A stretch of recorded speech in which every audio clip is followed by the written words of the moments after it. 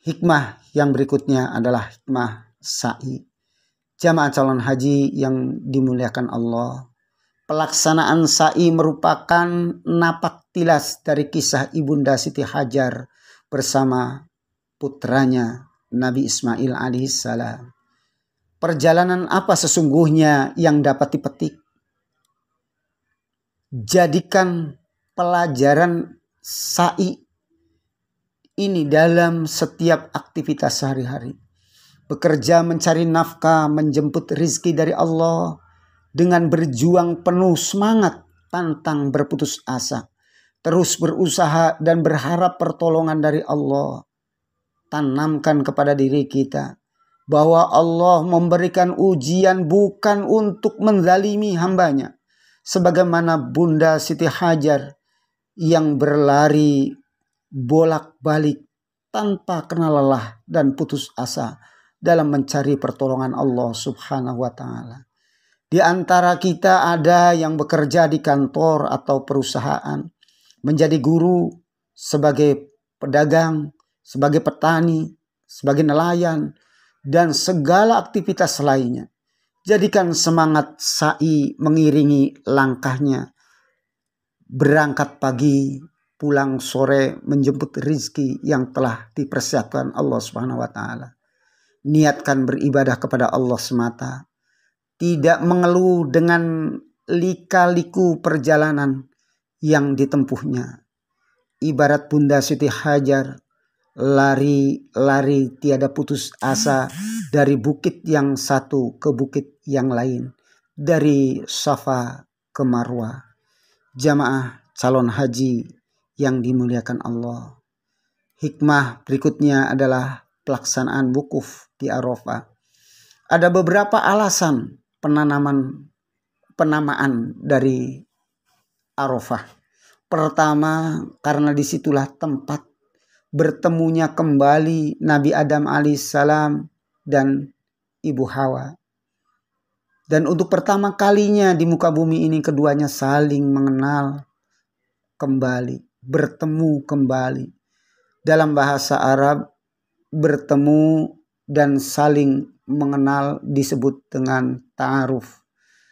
Satu akar kata dengan Arafah.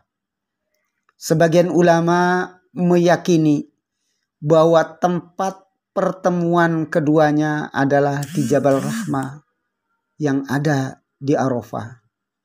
Yang kedua, di tempat itulah malaikat Jibril alaihissalam untuk pertama kalinya mengajari manasik haji kepada Nabi Ibrahim alaihissalam.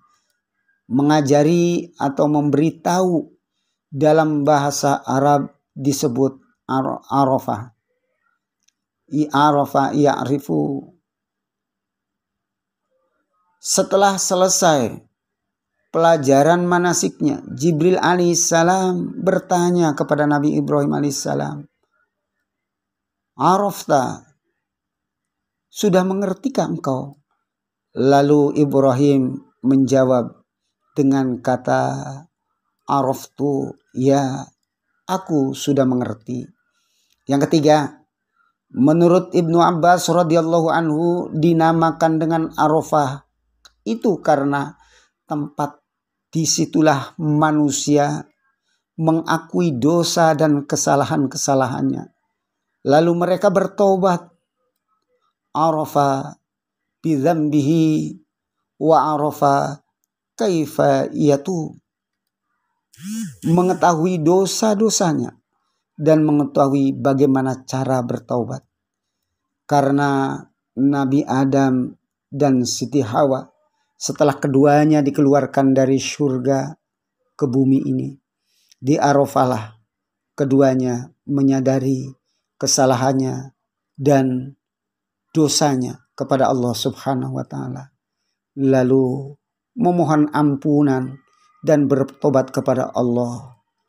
Keduanya berdoa kepada Allah, Rabbana zalamna anfusana wa illam taghfir lana wa tarhamna lanakunanna minal khasirin.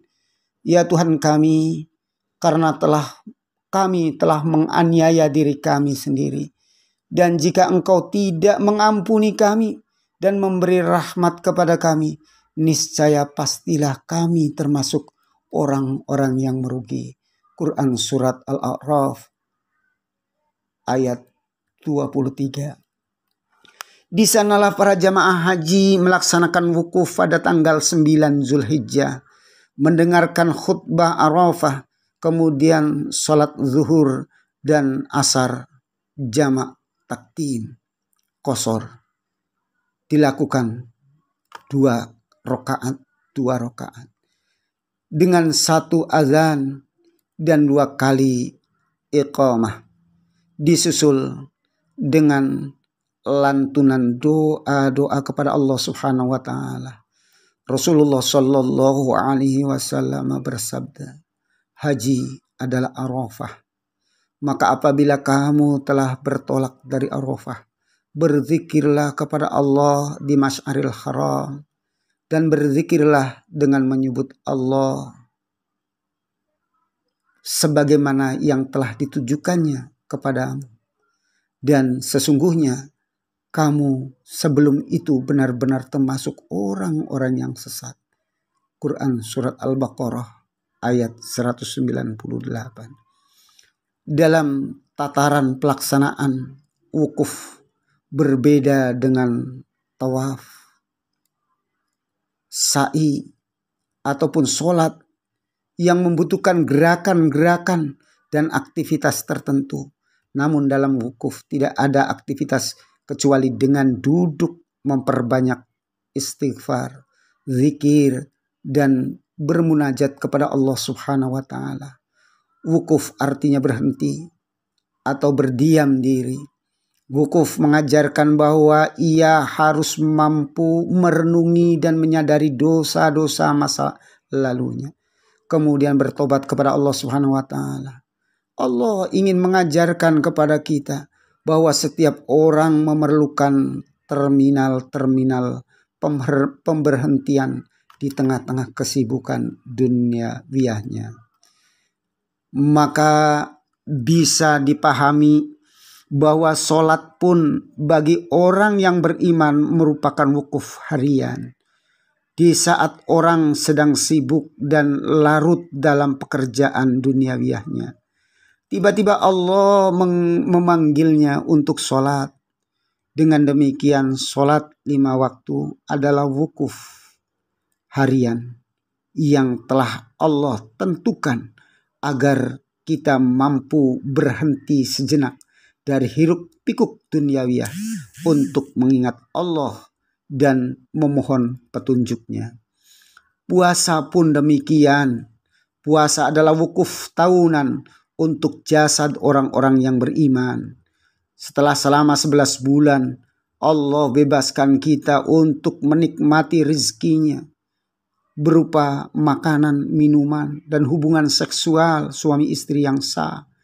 Allah perintahkan untuk berhenti atau untuk wukuf mulai terbitnya fajar hingga terbenamnya matahari. Itulah wukufnya perut, wukufnya jasad kita. Wukuf di Arafah adalah kesempatan untuk bermunajat dan memohon rahmatnya. Rasulullah Shallallahu alaihi wasallam bersabda, doa yang paling utama adalah doa pada hari Arafah, dan perkataan yang paling utama yang aku dan para nabi sebelumku selalu mengucapkannya adalah La ilaha illallah wahdahu la syarikalah. Hadis riwayat Imam Malik dan Imam Tirmizi. Ketika para hambanya sedang berwukuf, Allah Subhanahu wa taala membanggakannya di hadapan seluruh malaikatnya. Apabila ada seorang yang sedang wukuf di Arafah, Allah Subhanahu wa taala turun ke langit dunia untuk berkata kepada para malaikat, lihatlah hamba-hambaku itu, mereka datang kepadaku dari berbagai penjuru dengan tubuh penuh debu dan rambut kusam. Saksikanlah bahwa aku telah mengampuni dosa-dosa mereka, meskipun dosa-dosa mereka itu sebanyak bintang-bintang di langit ataupun sebanyak pasir di tepi pantai. Jika seseorang dari mereka melempar jumroh, maka Allah akan memberinya pahala hingga hari kiamat kelak. Jika ia memotong rambutnya, maka pada setiap helai rambut yang jatuh dari kepalanya akan menjadi cahaya di hari kiamat kelak.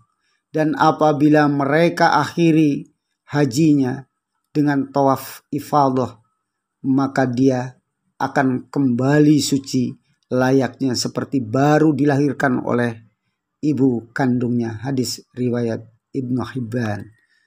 Lalu bagaimana dengan orang-orang yang belum atau tidak sempat berhaji dan menunaikan wukuf di Arafah?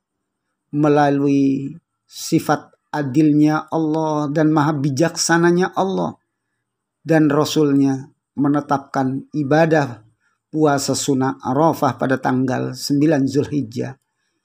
Puasa sunnah ini ditegaskan oleh Rasulullah SAW dapat menghapus dosa setahun yang lalu dan setahun yang akan datang.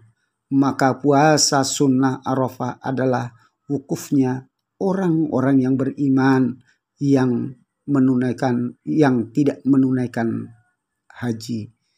Hikmah berikutnya adalah hikmah melempar jumroh. Pertama, tujuan apakah melempar jumroh itu? Melempar jumroh adalah melempar setan. Sebagian orang beranggapan bahwa melempar jumroh sama dengan melempar setan yang sedang diikat di tugu Jamaro. Saking yakinnya dengan keyakinan itu, sampai-sampai mencari batu yang besar untuk melempar jumroh. Bahkan sampai ada yang melempar dengan sandal, sepatu, botol, dan lain-lain. Yang ketiga, cukup beralasan anggapan ini. Bila kita telusuri, ternyata mereka berdalih dengan perkataan Ibnu Abbas radhiyallahu anhu saat menceritakan kisah Nabi Ibrahim alaihissalam. Dari Ibnu Abbas radhiyallahu anhu, beliau menisbatkan pernyataan ini kepada Nabi.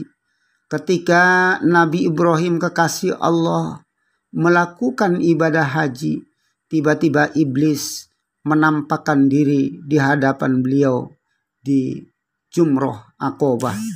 Lalu Nabi Ibrahim melempari setan itu dengan 7 kerikil hingga iblis itu pun masuk ke tanah. Iblis itu menampakkan dirinya kembali di Jumroh yang kedua. Lalu Nabi Ibrahim melempari setan itu kembali dengan 7 kerikil hingga iblis itu pun masuk ke tanah. Kemudian iblis menampakkan dirinya kembali di Jumroh ketiga. Lalu Nabi Ibrahim melempari setan itu dengan 7 kerikil lagi hingga iblis itu masuk ke tanah lagi. Ibnu Abbas kemudian mengatakan, kalian merajam setan bersamaan dengan itu atau dengan melempar jumroh, kalian mengikuti agama bapak kalian, yakni Nabi Ibrahim. Dari sisi sanad riwayat di atas, tidak ada masalah status sanadnya sahih. Kisah di atas diriwayatkan oleh Ibnu Khuzaimah dan Al-Hakim. Beliau berdua mensahihkan riwayat tersebut. Disahihkan oleh Syekh Albani dalam Syekh At-Taghrib dalam hadis nomor 1156.